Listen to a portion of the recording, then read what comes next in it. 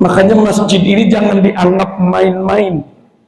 Ketika kita membangun sebuah masjid, maka kita sudah harus siap untuk mengisi masjid tersebut.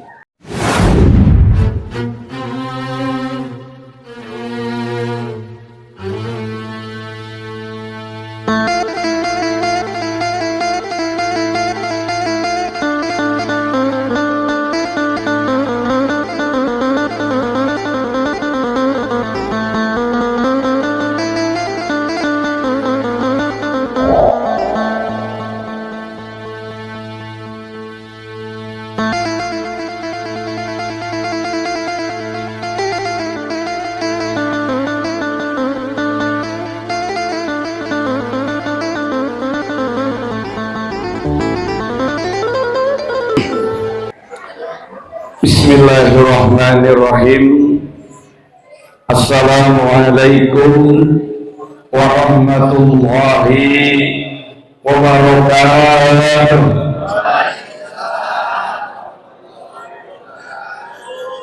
Amin.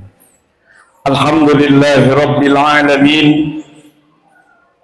Wal aqibatu lil muttaqin wa la udwana illa 'alal zalimin. Asyhadu an la ilaha illallah wahdahu la syarika lah wa asyhadu anna sayyidina Muhammadan abduhu wa rasuluh. Allahumma salli wa sallim wa barik ala sayyidina wa maulana Muhammadin wa ala alihi wa ashabihi ajma'in wa la hawla wa la quwwata illa billahil aliyyil azim.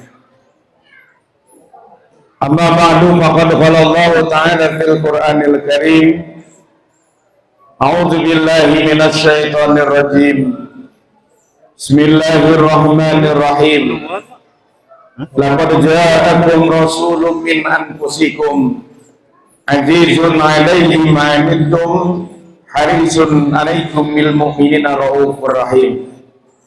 Shadaqallahul azim. Wasadaqa rasuluhun nabiyul habibul karim.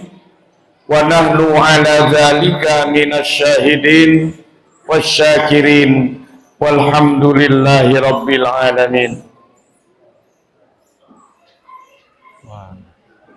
Ketua Panitia Peringatan Isra Mi'raj Nabi besar Muhammad sallallahu alaihi wasallam, masjid apa ini? Masjid Nurul Hasanah. Masih meruyung ya ini ya. Yang saya hormati Ketua DKM,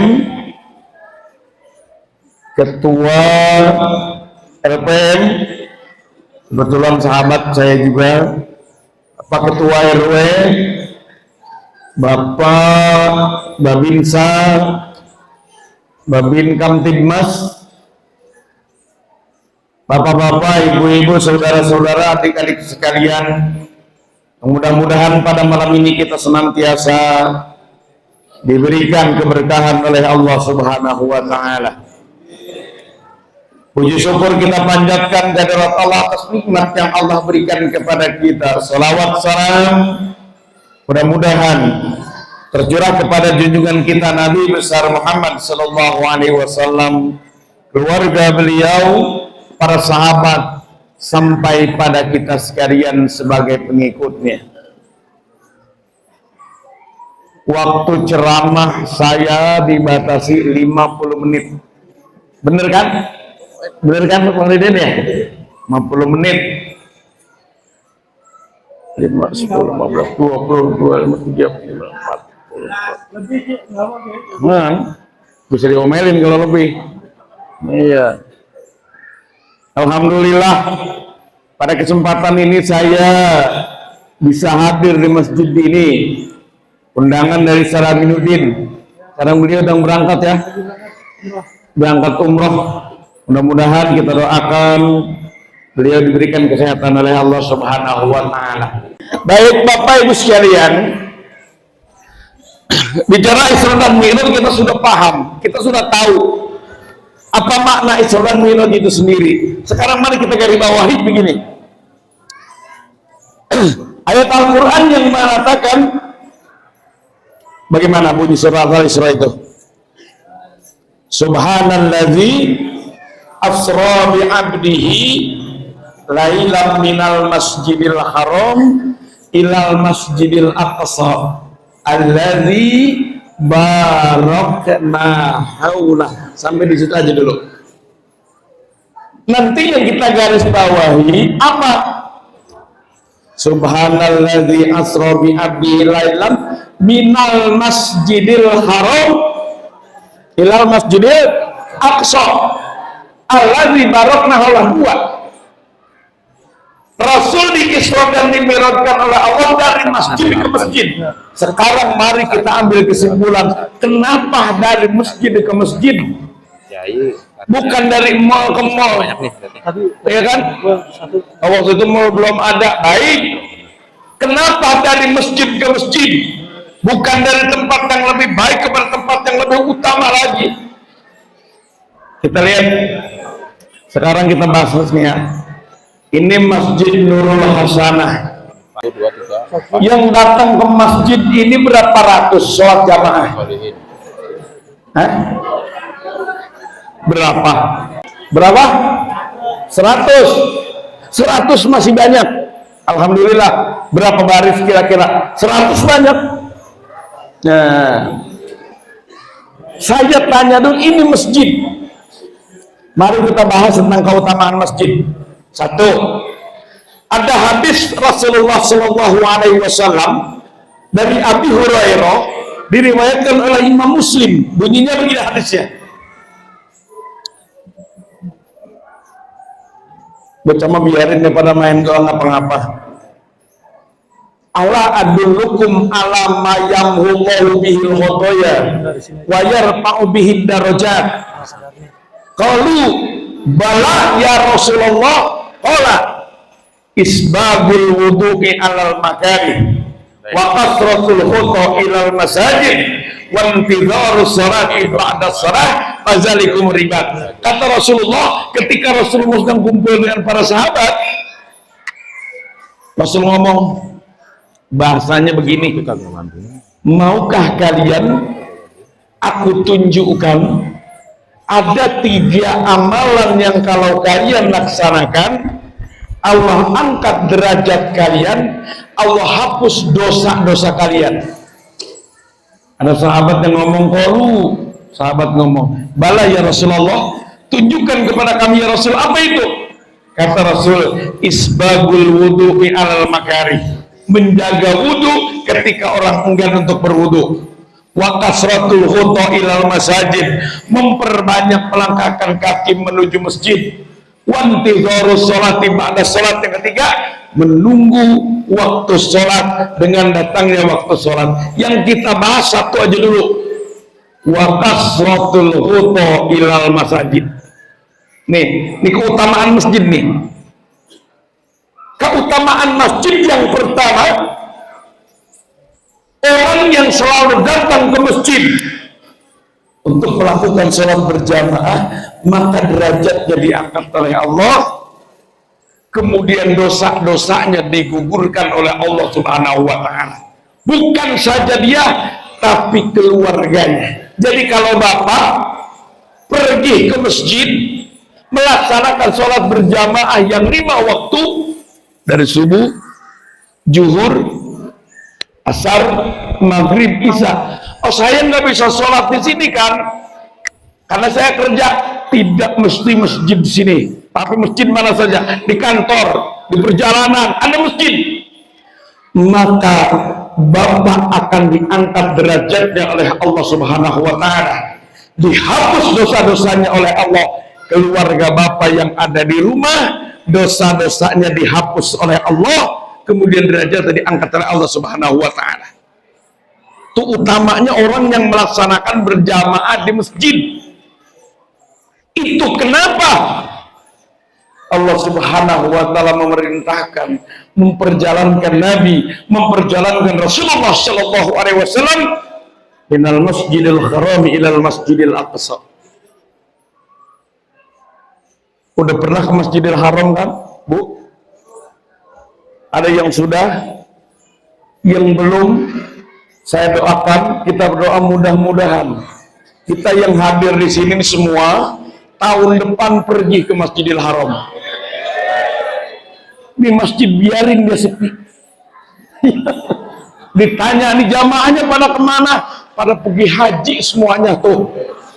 Amin ya rabbal alamin. Iya, makanya banyak doa minta kepada Allah agar bisa berangkat, bisa datang ke Masjidil Haram. Nah itu kenapa dari masjid ke masjid? Ada kisah begini ya, Bu. Ini biar kisah ini menjadi inspirasi buat kita agar kita itu lebih semangat lagi ke masjid. Ada cerita begini, saya minum dulu.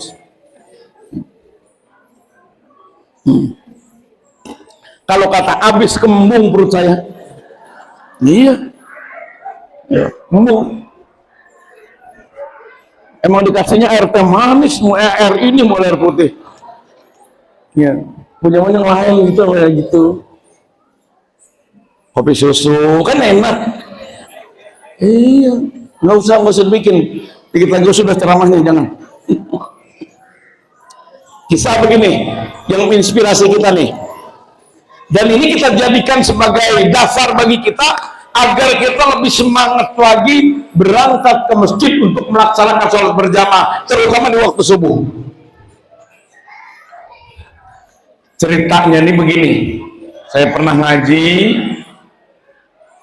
ada orang laki-laki, dia orang beriman, ini mau melaksanakan sholat subuh di masjid. Cuaca dingin, musim hujan kayak gini. Sekarang subuh jam berapa? Jam 4 lewat? Lebih dong. 36 bukan 26. Jam 4 36 menit. Jadi ceritanya begini. Ini ada orang laki-laki jam setengah 4 malam dia bangun untuk sholat berjamaah, sholat subuh di masjid. Pergi nih laki-laki, sampai dibelokan ada becekan. Kenal becekan? Kenal? Kobak becekan gitu bahasa Betawinya. Gelap, nggak ada lampu, nggak ada listrik. Ini orang yang sudah pakai pakaian rapi seperti inilah mau sholat subuh, pakai wangi-wangian, kepleset di tempat itu, jatuh, pakaiannya kotor, pulang. Oh, ini ceritanya nih, pulang, dia rapi lagi, ganti baju lagi, jalan, karena belum waktu subuh, dia cepet-cepet lagi, dia ingin sholat subuh berjamaah di masjid, jangan sampai ketinggalan.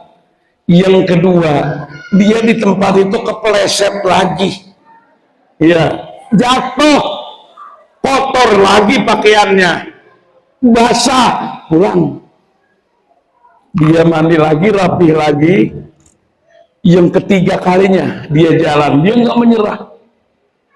Ketika di tempat itu dia sudah mau jatuh, udah mau jatuh, kepleset lagi. Kalau kata kita kejengkang begitu ya, kepleset, kejengkang, ditanggapin sama orang. Orang tua yang nanggapin. Oke? Kata si orang yang mau sembahyang ini, Tuan siapa? Udahlah, Tuan jangan sampai jatuh lagi, mari ke masjid, saya antar. Nah, sampai di masjid, kemudian orang ini sholat subuh berjamaah, sholat sunat qobliyah terlebih dahulu. Sebelum dia sholat di emperan masjid begitu tuh, di luar masjid itu, orang yang tadi nulungin nggak sembahyang. Kata nih orang, mari bapak kita sholat berjamaah bareng-bareng. Kata si orang ini, Tuan mohon maaf, saya bukan manusia, saya adalah iblis, saya adalah setan, dan tidak mungkin saya melaksanakan sholat. Kagetnya orang kan, kalau bapak setan, kalau bapak iblis, kenapa tadi bapak mau menolong saya ketika saya akan terjatuh di kubangan? Si orang ini menjawab, dalam keadaan tersenyum sambil senyum gitu ya. Bapak, ketika Bapak jatuh yang pertama tadi, kemudian Bapak pulang, maka keluarga Bapak dosa-dosanya semua diampuni oleh Allah Subhanahu wa Ta'ala. Tuh, kata iblis tadi. Kemudian yang kedua, ketika Bapak terjatuh, kemudian Bapak pulang kembali, maka dosa-dosa orang yang ada di lingkungan Bapak, meski dia tidak melaksanakan sholat subuh, dosa-dosanya dihapus oleh Allah Subhanahu wa Ta'ala. Yang ketiga, seandainya Bapak jatuh di kubangan itu, kemudian Bapak pulang, Bapak berwudu, niscaya dosa orang sekampung ini diampuni oleh Allah Subhanahu wa Ta'ala lantaran perbuatan baik Bapak.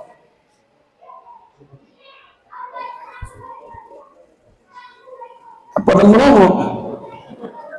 Ngapa? Oh, serius ngeliatin itu. Ini kisah inspirasi. Artinya begini, Pak. Jangankan kita yang datang untuk melaksanakan sholat berjamaah, terutama di waktu subuh, orang yang tidak melaksanakan sholat atau orang yang tidak berjamaah di masjid, dosa-dosanya diampuni oleh Allah karena diwakili dari orang yang melaksanakan sholat berjamaah. Yang tidak sholat di masjid aja dosa-dosanya dihapus oleh Allah, bagaimana orang yang melaksanakan sholat berjamaah dan mendatangi masjid tersebut di waktu sholat subuh. Luar biasa ya. Makanya masjid ini jangan dianggap main-main. Ketika kita membangun sebuah masjid, maka kita sudah harus siap untuk mengisi masjid tersebut. Silakan tanya santri saya. Makanya anak di pesantren itu, Pak, Ibu sekalian, Bapak anak di pesantren, orang tua itu untungnya dunia akhirat. Anak Bapak, anak Ibu di pesantren sholat tahajud, Bapak yang di rumah sedang tidur dihitung tahajud oleh Allah Subhanahu wa Ta'ala. Bapak dan Ibu tidak membaca Al-Quran, sementara anak Bapak, anak Ibu di pesantren sedang membaca Al-Quran, maka Ibu terhitung pahala oleh Allah Subhanahu wa Ta'ala. Bapak Ibu mengeluarkan sahriyah SPP di pesantren untuk anak yang belajar agama, maka setiap saat dihitung sedekah oleh Allah Subhanahu wa Ta'ala. Bapak memberikan jajan kepada anaknya, maka Bapak hakikatnya mengeluarkan infak sedekah di jalan Allah Subhanahu wa Ta'ala. Tidak ada yang sia-sia harta yang kita keluarkan untuk mendidik anak kita pada pendidikan agama. Anak itu didik pada pendidikan agama. Saya bukan fanatik dengan pendidikan umum, enggak.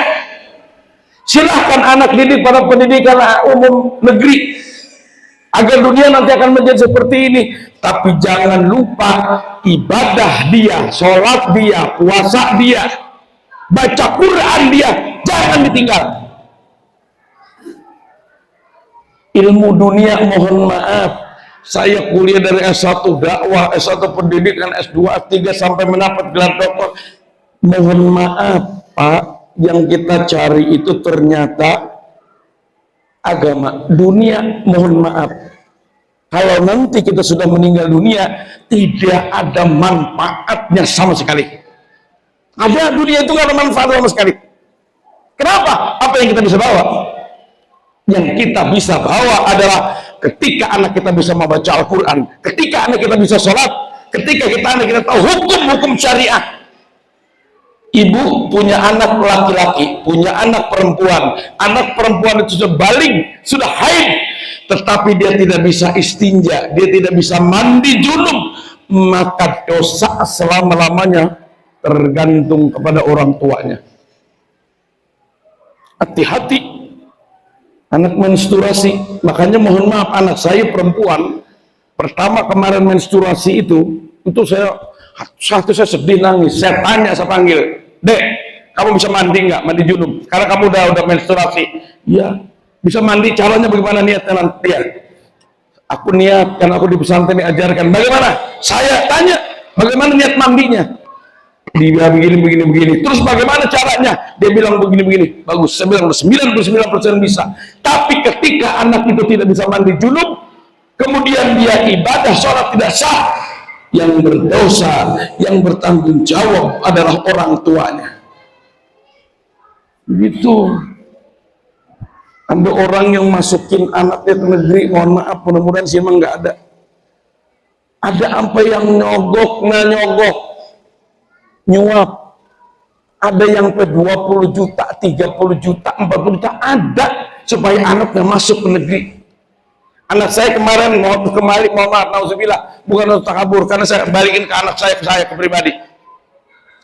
Bila aja lulus SMP paling tinggi, kata gurunya, dia ini masuk negeri, nggak bakalan, dia pokoknya tidak diterima. Nilainya tinggi, 4, berapa begitu. Dia tidak masuk kelasi, pokoknya pasti.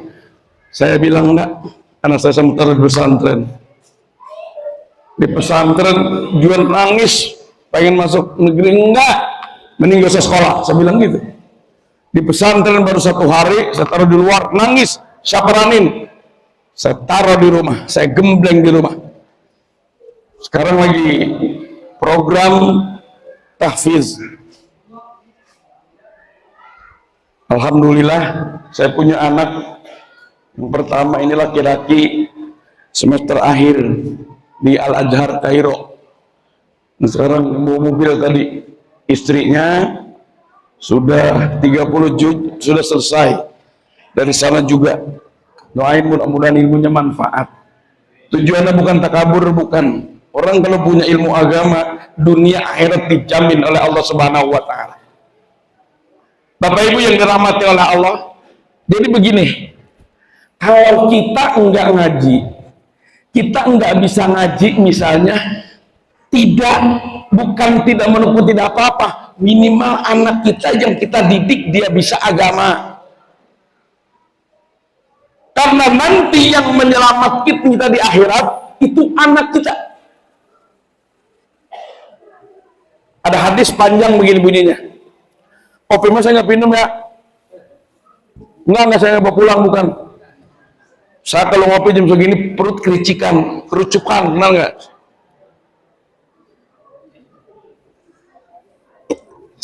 Ntar saya minum dikit kalau selesai dah. Jadi begini, ada hadis qudsi panjangnya begini. Nanti di hari kiamat, Pak, Ibu, belum 50 menit ya. Kasih tahu saya kalau dari 50 menit. Saya khawatir nanti ini, masalahnya kalau lebih dari 50 menit, makanan basi. Makan nggak sekarang? Saya nanya, makan apa enggak? Enggak ya? Kalau nggak makan, saya ntar makan di jalan. Iya. Jadi begini Bu, nih Ibu, makanya Ibu tanggung jawab. Jadi perempuan makan paling gampang Bu hidup. Laki-laki tidak dijamin, tidak ada begini, tidak ada keterangan bahwa seorang laki-laki dijamin masuk surga, nggak ada. Tapi perempuan ada keterangannya hadis Rasul bahwa perempuan dijamin masuk surga. Siapa perempuan yang dijamin masuk surga? Satu diantaranya adalah perempuan yang taat kepada suaminya, dijamin masuk surga. Laki-laki taat pada istri, nggak dijamin masuk surga. Enggak. Tapi perempuan dijamin. Oleh karena itu, pendidikan awal pada seorang anak adalah ibu dalam rumah tangganya. Hadis qudsi begini. Ada seorang ibu, seorang ayah yang akan masuk ke dalam neraka, ditarik oleh anaknya. Ketika malaikat yang bertugas untuk memasukkan ke dalam surga, kemudian memasukkan ke dalam neraka, ada 2 orang tua yang mau masuk ke dalam neraka, kemudian anaknya protes kepada Allah. Nanti di hari kiamat kita itu bisa protes sama Allah, karena nggak bisa. Kata si anak, ya Allah, saya tidak rela kalau kedua orang tua saya, bapak saya, ibu saya, Anda masukkan ke dalam neraka.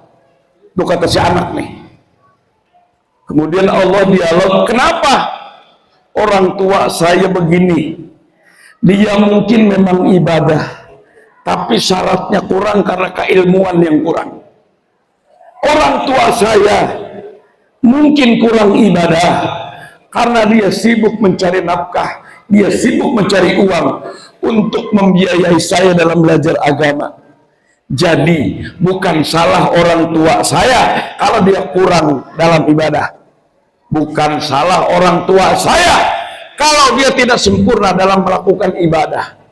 Dan saya bisa ibadah, bisa membaca Al-Quran lebih baik karena orang tua saya yang mendidik saya.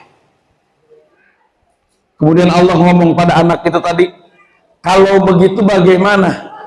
Masukkan kedua orang tua saya ke dalam surga, gantinya masukkan saya ke dalam neraka. Maka kata Allah kepada malaikat yang memasukkan ke dalam surga dan neraka itu, wahai malaikatku, angkat kedua orang ini dari dalam neraka dan masukkan ke dalam surga bersama anaknya. Enak nggak kalau begitu? Jadi anak itu bisa memberikan hidayah, bisa memberikan syafaat kepada kedua orang tuanya karena dididik oleh orang tuanya pada pendidikan agama dan dia sempurna dalam melaksanakan ibadah kepada Allah. Kemudian yang kedua, orang tua mau masuk ke dalam surga, anaknya masuk ke dalam neraka. Anak protes lagi kepada Allah, ya Allah, saya tidak rela kalau kedua orang tua saya Anda masukkan ke dalam surga, sementara saya Anda masukkan ke dalam neraka. Allah berkata, kenapa? Orang tua saya setiap hari pergi ngaji, setiap bulan dia pergi umroh, setiap tahun dia pergi haji, setiap malam dia tahajud, tapi saya sebagai anaknya tidak pernah diperhatikan. Apakah saya bisa baca Quran? Apakah saya bisa beribadah? Apakah saya tahu hukum? Sama sekali orang tua saya tidak mendidik saya. Kata si anak ini, kata Allah kepada anak ini, kalau begitu bagaimana? Masukkan kedua orang tua saya, tarik dia dari dalam surga dan masukkan ke dalam neraka bersama saya. Kata Allah, wahai malaikat, tarik kedua orang tua ini yang tadi masuk surga, masukkan dia ke dalam neraka bersama anaknya. Nah loh, ibu mau yang mana? Mau yang mana? Hah? Mau ke yang pertama tadi ya? Mau yang pertama. Kalau mau yang pertama, anak itu jangan sampai dia tidak bisa membaca Al-Quran. Jangan sampai anak itu tidak bisa melakukan ibadah kepada Allah Subhanahu wa Ta'ala. Jangan sampai anak itu tidak bisa mandi, tidak tahu hukum. Sebab dunia itu sedikit pun nanti ketika kita meninggal dunia tidak ada apa-apanya kecuali apa yang kita berikan di jalan Allah Subhanahu wa Ta'ala. Satu, bahwa orang yang senantiasa pergi ke masjid untuk melaksanakan sholat berjamaah, derajatnya diangkat oleh Allah, kemudian dosa-dosanya digugurkan oleh Allah, kemudian diberikan pahala dari keluarga dia yang melaksanakan sholat berjamaah di masjid. Satu, itu tadi keutamaan masjid bagi orang beriman. Yang kedua, ada 17 ini, nggak sudah sampai subuh kalau saya bahas, 2 aja. Yang kedua, keutamaan masjid bagi orang beriman itu apa? Nanti masjid ini akan menjadi jembatan, akan menjadi saksi, akan menjadi pelita di yaumil kiamah, di mana tidak ada pelita kecuali apa yang kita lakukan di dunia ini. Rasulullah menyatakan, basyiril masyaina fi sulami ilal masajid bin nuri tam yaumal qiyamah. Berikan kabar gembira kepada siapa? Kepada orang yang waktu di dunia gelap gulita, dia berangkat menuju masjid untuk melaksanakan sholat berjamaah. Apa kabar gembiranya? Bin nuri tam yaumal qiyamah, dengan cahaya yang sempurna di hari kiamat.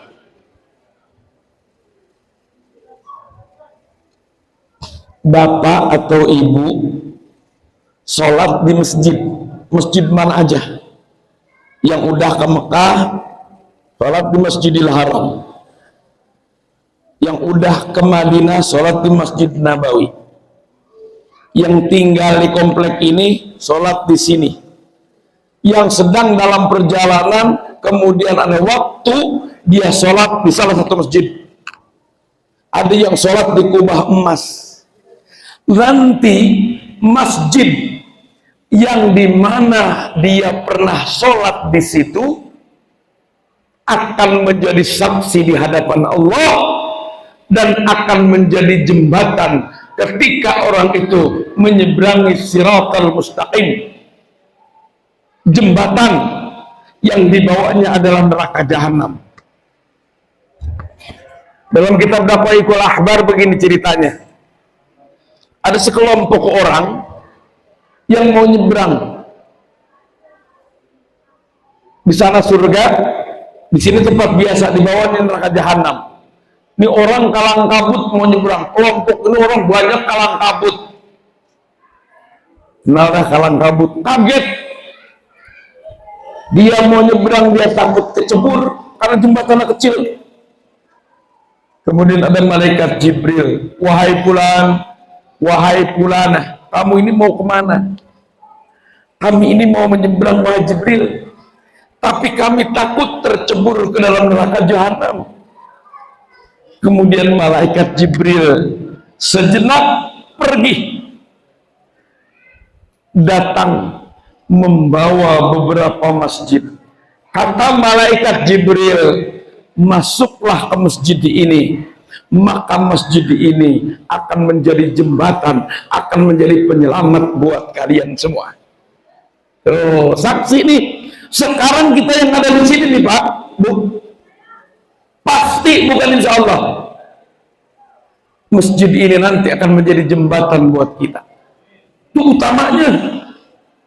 Makanya masjid itu tempat yang suci di dunia ini, tempat yang terbaik di dunia ini apa? Masjid, musola, majelis taklim, pondok-pondok pesantren itu adalah tempat yang paling mulia di dunia ini dan nantinya akan menjadi penolong bagi orang-orang yang ada di dalamnya. Makanya kata Allah Subhanahu wa taala, minal masjidil haram ilal masjidil aqsa allazi barakna haulah. Artinya apa? Orang yang melangkahkan kakinya menuju masjid untuk melaksanakan sholat berjamaah, maka Allah berikan keberkahan. Kemudian orang yang rumahnya dekat dengan masjid, setiap saat dia melaksanakan sholat berjamaah, maka dari rumah ke masjid akan diberikan keberkahan oleh Allah. Yang ketiga, orang yang tidak pernah putus kecuali dia berjamaah di masjid, maka hidupnya akan berkah. Yang keempat, orang yang selalu berjamaah di masjid beda dengan orang yang tidak pernah ke masjid. Beda. Orang yang selalu ke masjid itu tenang, orang yang selalu ke masjid itu pikirannya tenang, orang yang selalu ke masjid itu wajahnya beda, wajahnya ceria. Kenapa? Sebab Allah yang menjamin keterangan itu. Masjid adalah rumah Allah. Ketika kita datang ke masjid, berarti kita mendatangi Allah. Allah Maha Penenang, maka orang yang datang ke masjid, hatinya akan diberikan ketenangan oleh Allah Subhanahu wa ta'ala. Ya, mudah-mudahan Allah berikan kesehatan kepada saya, amin ya rabbal alamin. Al-Fatihah. A'udzubillahi minasyaitonir rajim. Bismillahirrahmanirrahim. Alhamdulillahirabbil alamin arrahmanir rahim maliki yaumiddin. Iyyaka na'budu wa iyyaka nasta'in ihdinas siratal mustaqim. Siratal ladzina an'amta 'alaihim ghairil maghdubi 'alaihim waladdallin. Amin. Doa siapa? Ada doa? Oh. Astaghfirullahaladzim, astaghfirullahaladzim, astaghfirullahaladzim. Falakal hamdu ya Allah ya Maulana ya Ma'bud ya Karim ya Dzal Jalali wal Ikram. Allahumma shalli ala sayyidina Muhammadin fil awwalin wa fil akhirin. Wa salamu alaihi tabaraka wa ta'ala an kulli sahabati Rasulillah ajma'in. Bismillahirrahmanirrahim. Alhamdulillahi rabbil alamin. Hamdan syakirin, hamdan na'imin, hamdan yuafi ni'amahu wa yukafi'u majidah. Ya Rabbana lakal hamdu kama yanbaghi li jalali wajhikal karim wa li azimi sultanik. Allahumma shalli ala sayyidina Muhammad wa ala ali sayyidina Muhammad. Allahumma inna nas'aluka salamatan fid din wa afiatan bil jasadi wa ziyadatan fil ilmi wa barakatan fil rizqi wa taubatan qabla al maut wa rahmatan indal maut wa maghfiratan ba'dal maut. Allahumma hawin alaina fi sakaratil maut wan najata minan nari wal afa indal hisab. Rabbana la tuzigh qulubana ba'da idh hadaitana wa hab lana min ladunka rahmatan innaka antal wahhab. Rabbana atina fid dunya hasanah wa fil akhirati hasanah wa qina adzabannar wa qina jannata ma'al abrar ya aziz ya ghafar ya rabbal alamin. Alhamdulillahi rabbil alamin. Terima kasih. Mohon maaf saya langsung pulang ya, ngobrol-ngobrol. Pak bisa Pak Dimas, mohon maaf Pak LPM.